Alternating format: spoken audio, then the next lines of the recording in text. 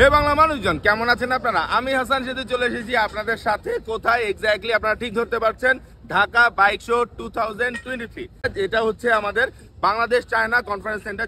এখানে road rider RRZ এর motorbike stunt show হবে সুজুকির সাথে। টানা 3 দিন আমরা মোটরবাইক স্টান্ট শো করবো। অনেক অনেক অনেক প্রোডাক্ট আসছে, অনেক কোম্পানি আসছে যারা আসলে অনেক অনেক অফার এবং গিফট নিয়ে আসছে। এবং পাশাপাশি কিনা বাইক বিডি স্টলেও কিন্তু প্রচুর পরিমাণে গিফট আছে। ঢাকা মোটর শো এবার সপ্তমবারের মতো আয়োজন করা হয়েছে। এই প্রথম আসলে এই ভেন্যুতে আসছে, কারণ এই ভেন্যুতে নতুন আর অনেক বড়, অনেক বেশি। আর এই টোটাল আয়োজনের সবচাইতে বড় যে জায়গাটা নেওয়া হয়েছে সেটা হচ্ছে সুজুকির বাইরে টোটাল ব্র্যান্ডিংটা অনেক বিশাল ছিল, কারণ এখানে ছিল আসলে free service centre, live concert এবং মোটরবাইক স্টান্ট শো। হ্যাঁ, রোড রাইডার RRZ সুজুকির মোটরবাইক স্টান্ট শো করেছে। তো ঢাকা বাইক শো বা ঢাকা মোটর শো যেটাই বলেন না কেন, মোটর বাইক থেকে শুরু করে 4 হুইলেরও অনেক কিছু এখানে আসছে। নতুন প্রোডাক্ট থেকে শুরু করে কাস্টমাইজেশন থেকে শুরু করে অনেক কিছু।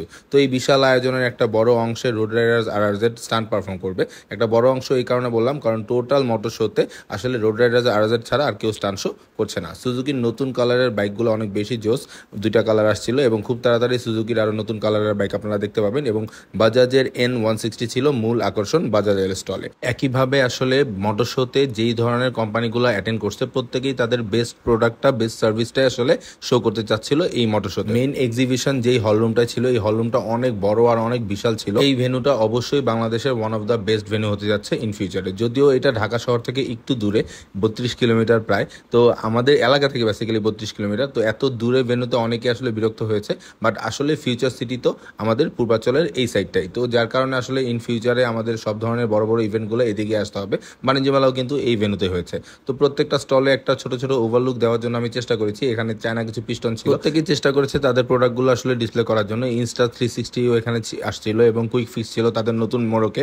এবং প্রত্যেকটা ব্যাপার LS2 বিশাল একটা স্টল ছিল, নতুন নতুন হেলমেটগুলো আমরা LS2-তে দেখেছি। এবং এর সাথে ছিল আমাদের ইনোস ইঞ্জিন অয়েলটা, খুব জোস একটা ইঞ্জিন অয়েল। খুব তাড়াতাড়ি ইনোসের সাথেও আমরা ডিটেলস নিয়ে আপনাদের সামনে আসবো। এবং সবচেয়ে জোস এবং আকর্ষণীয় ছিল বাইক বিডি স্টল। কারণ বাইক বিডি স্টল সবচেয়ে আকর্ষণীয় এই কারণে বললাম, কারণ বাইক বিডি স্টলে 3 দিনে 30টা করে 90+ গিফট দেওয়া হয়েছে। গিফট বলতে কিন্তু 30 না, আর অনেক জোস গিফট দেওয়া হয়েছে, যেখানে আসলে 20,000 টাকার হেলমেট থেকে শুরু করে একদম ন্যূনতম 1,000 টাকার সার্ভিসিং পর্যন্ত ছিল। তো টোটাল ভেন্যুটা আসলে আমি দেখাতে পারি নাই। তারপরে আমার যেই স্টলগুলো বেশি ভালো লাগছে, এই স্টলগুলোর ছোট ছোট ওভারলুক আমি আপনাদেরকে দেখাইছি এবং দেখানোর জন্য চেষ্টা করছি। এবং মেইন আকর্ষণ যেটা হচ্ছে মোটরবাইক স্টান্ট শো। হ্যাঁ, স্টান্ট শোর জন্য গ্রাউন্ড রেডি হচ্ছে, গ্রাউন্ড পরিষ্কার করতেছিল। সুজুকির ব্যানারে আমরা মোটরবাইক স্টান্ট শো করবো আজকে। তো এই টোটাল ভেন্যুতে আমাদের সবচেয়ে বেশি ফেভারিট হচ্ছে ওয়েদার, কারণ ওয়েদার একটা বাংলাদেশি ব্র্যান্ড। এবং দেখতেই পাচ্ছেন বাইক বিডি স্টলে কি পরিমাণ ভিড় ছিল। ওই যে কিছুক্ষণ আগে বললাম যে বাইক বিডিতে প্রতিদিন 30টা করে টোটাল 90+ গিফট দেওয়া হয়েছে। আর আনলিমিটেড টি শার্ট তো ছিলই, প্রচুর পরিমাণে টি শার্ট দেওয়া হয়েছে। এবং স্টলগুলোর মধ্যে সবচেয়ে সুন্দর ডেকোরেশন লাগছে আমার দেশি বাইকের স্টল। আর তারপরে আমরা স্টান গ্রাউন্ডে চলে আসছি। এটা আসলে বেসিক্যালি আমি, চিন্ময় আর আমি প্রথমে একটু স্টান করি। আগের মতো আর স্টান করা হয় না, কিন্তু তারপর আসলে স্টান গ্রাউন্ড দেখলে, স্টান বাইক দেখলে একটু হইলেও মনের মধ্যে আশা জাগে স্টান করার জন্য। আসলে আমরা স্টান রাইডাররা এমনই, যতই বয়স হয়ে যাক না কেন, যতই পুরনো হয়ে যাক না কেন, আমাদের আসলে স্টান জিনিসটা অনেক ভেতর থেকে আসে, একটা ডিএনএর ভিতর থেকে আসে। তো আমরা টুকটাক স্টান করার পরে রোড রাইডার RRZ আসলে রেডি হয়ে গেছে। আমাদের মেইন প্রাইম যেই টিম, সেই টিম এখন পারফর্ম করবে। হ্যাঁ, ফয়সাল, ইশরাক, সাদাফ, রাব্বি, এই 4 জন আমাদের এই শোতে পারফর্ম করবে। এবং তারা 4 জনই তুখোর পারফর্মার। যারা তাদেরকে পার্সোনালি চিনেন অবশ্যই তাদেরকে কমেন্টে মেনশন করবেন যে কোন পারফরমেন্সটা আসলে কে করেছে। আমি দেখতে চাই যে আপনাদের পারফরমেন্স দেখে আসলে আপনারা বুঝতে পারেন কিনা কে সেটা, কার নাম। রোড রাইডার RRZ এর পারফরমেন্স নিয়ে নতুন করে প্রশংসা করার কিছু নাই। যারা আপনারা আমাদের রোড রাইডার RRZ এর স্টান্ট পারফর্ম দেখছেন, আপনারা জানেন যে তারা আসলে কতটা স্ট্রাগল করে এই নতুন নতুন পারফর্মগুলো আনলক করার জন্য এবং আপনাদেরকে এন্টারটেইন করার জন্য। এবং বাংলাদেশে মোটর বাইক স্টান্টটাকে মোটর স্পোর্টস হিসেবে স্টাবলিশ করার জন্য তারা অনেক স্ট্রাগল করে যাচ্ছে। না, শুধুমাত্র রোড রাইডার RRZ না, বাংলাদেশের প্রত্যেকটা মোটরসাইকেল স্টান্ট রাইডাররাই আসলে এই স্ট্রাগলটা করে যাচ্ছে। RS ফাহিম চৌধুরী থেকে শুরু করে, কেবি রাইডার্স থেকে শুরু করে আরও অনেক টিম আছে, নোয়াখালী NRZ থেকে শুরু করে আরও অনেকেই আছে যারা আসলে বাংলাদেশের স্টান্টটাকে, মোটরবাইক স্টান্টটাকে একটা প্রফেশনাল পর্যায়ে নিয়ে যেতে চায়। তো রোড রাইডার্স RRZ এর পারফরমেন্স আসলে আমি আপনাদেরকে দেখাচ্ছি, কিন্তু পুরোপুরি দেখাচ্ছি না এই কারণে, কারণ রোড রাইডার্স RRZ এর স্টান্টের ভিডিও অফিসিয়ালি আপনারা পাবেন রোড রাইডার্স RRZ এর পেজে এবং বাইক বিডির পেজে এবং দেশি বাইকারের পেজে এবং ইউটিউব চ্যানেলে।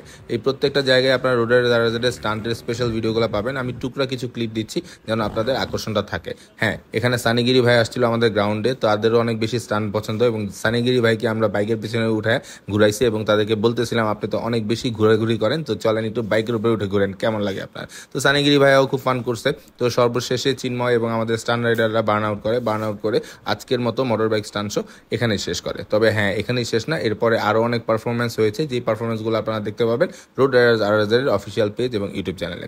এরপরে কিছু নিউজ কভারেজ হয়, নিউজ কভারেজের পরে আমরা প্রত্যেকটা স্টল ঘুরে দেখি এবং প্রত্যেকটা স্টলই খুবই আকর্ষণীয় ছিল। যারা আসলে বাইক শোতে যান নাই তারা আসলে মিস করছেন। অনেকেই বলছে এত দূরে শোটা আসলে ভালো হবে না, কিন্তু আমাদের কাছে আসলে জিনিসটা অনেক বেশি ভালো লাগছে, কারণ অনেক বড় ভেন্যু ছিল এবং কিছু মানুষ ছিল যারা আসলে মোটর শোতে না আসলে এটা ভালোই লাগে না। তো সব কিছু মিলিয়ে আমার মনে হয় ঢাকা মোটর শো একটা সাকসেসফুল শো হয়েছে, যদিও একটু দূরে ছিল, অনেকেই অ্যাটেন্ড করেন নাই। বাট আমার মনে হয় এই ধরনের ইভেন্টগুলোতে অ্যাটেন্ড করলে কোম্পানি যেমন এনকারেজমেন্ট পায়, তেমনি আমাদের বাইকারদেরও অনেক ফ্যাসিলিটি দেওয়া যায়। তো বাইক বিডি স্টল থেকে এবং আমি রোড রাইডার্স আরআরজেডকে সাথে নিয়ে আজকে এখান থেকে বিদায় নিচ্ছি। তবে হ্যাঁ, এটাই শেষ না, এরপরে আমরা আরেকটা ভিডিও আপলোড করব যেখানে আসলে মোটর বাইক স্টান্টের আরও অনেক ক্লিপ থাকবে, আরও অনেক ডিটেলস থাকবে। তো এখানে সবাই আসলে দুষ্টামি করতেছিল, কারণ এখানে একটা স্টলে কেউ নাচানাচি করতেছিল, মানুষজন এই নাচানাচিগুলো করার ভিডিও আবার ছেলেপেলে করতেছিল, এগুলো আমি আবার পেছন থেকে ভিডিও করছি। তো আসলে সবাই আমরা দুষ্টামি করতেছিলাম। টোটাল শোটা আমাদের ইভেন্টটা অনেক বেশি ভালো গেছে রোড রাইডার্স আরআরজেডের জন্য। দোয়া করবেন আমাদের জন্য, যেন আমরা আসলে মোটর বাইক স্টান্টটাকে বাংলাদেশে একটা এক্সট্রিম মোটর স্পোর্ট হিসেবে স্ট্যাবলিশ করতে পারি। যাই হোক, ডে 1 শেষ, ডে 2, ডে 3 জন্য অবশ্যই ফলো দিতে হবে রোড রাইডার্স আরআরজেড এর পেজ, হাসান জাদুর পেজ, বাইক বিডির পেজ এবং যারা এই ইভেন্টে অ্যাটেন্ড করতেছে সবার পেজ। সাথে থাকবেন, কালকের ভিডিওতে আরো অনেক মাস্তি থাকবে, মজা থাকবে, আরো অনেক স্টান থাকবে। আর যদি আমাদের রোড রাইডার্সের স্টান ভিডিও দেখতে চান তাহলে অবশ্যই আরআরজেড এর অফিসিয়াল পেজে, বাইক বিডির অফিসিয়াল পেজে এবং দেশি বাইকারের অফিসিয়াল পেজে ফলো দিতে হবে। আল্লাহ হাফেজ। বাইক মানে